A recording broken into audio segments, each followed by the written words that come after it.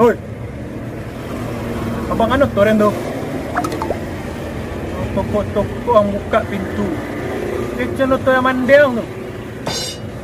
Mari dong lu. Barang yang man. Kare lo, Bang. Udah nama kebot. Udah nama kebot. Yo. Aduh. Bago toko toren. Udah man cali otoko asli apa indah. Barang asli nama. Kalian sudah golo ah.